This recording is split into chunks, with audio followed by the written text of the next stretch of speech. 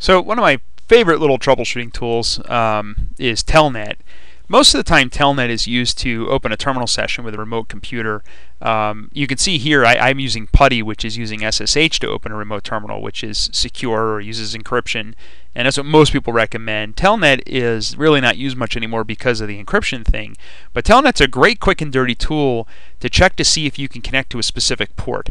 So I showed you the ping command earlier, and ping really only tells you that you've got IP connectivity, so layer 3 connectivity to a device.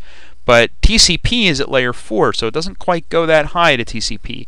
The other problem is a lot of routers and switches, as you saw with the path ping command, block ICMP. So you try to do a ping, you'll see that it doesn't connect with ping, like you don't get a response with ping, so you assume that you can't reach the device on the network, but really it's because something between you and the other device is blocking ICMP. A lot of network administrators block ICMP because they don't want people being able to ping their network to discover that, what IP addresses are active and things like that. So whatever reason they block ICMP.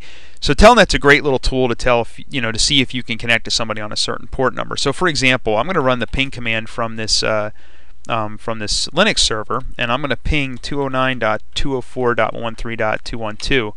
And you can see with the ping command, this is going to time out. It's not going to be successful. I'll do the same thing from Windows. So I'll ping 209.204.13.212. Now I happen to know that there is a web server running on that IP address that is accessible. If I open up a web browser and go to that IP, I'd be able to get to that IP.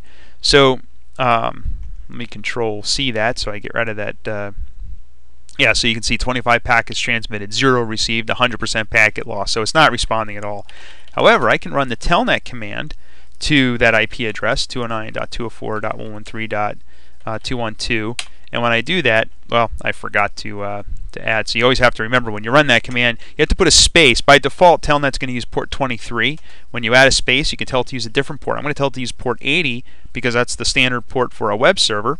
So that's the well-known port number in the RFC for HTTP. I'm going to hit enter. And notice it connected. So it says connected to that IP. And in fact, I could do something like this. I could do HTTP, let's see, 1.1. There we go. So I get a response from the server. So I didn't do it right, so it thinks that it's an invalid request for HTTP, but it worked. I mean, now I know that I can get to that IP address on port 80.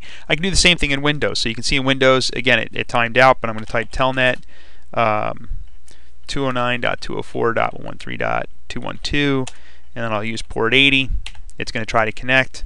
I can do get HTTP 1.1, and there we go. So it did respond, and I'm able to get traffic to and from that device on port 80.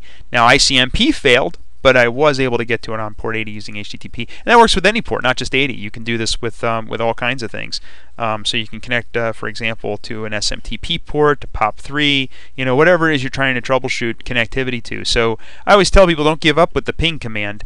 Also try to do a telnet if you know specifically which service you're trying to get to on a certain machine. Now ping is useful on a LAN, on a local area network. If you're trying to see if you can get to the router, then ping is a great command. If you want to see if you can get to a default gateway, if you want to see if you can get to the DNS server, because most of the time that won't be blocked internally. But telnet is good if you know the specific service that you're trying to access, and you know that it's listening on another server. And of course, you could use telnet to do some kind of penetration testing, to see what services somebody actually has running on the network. But there are more efficient tools for doing that, things like Nmap, which you can learn about in a network security class.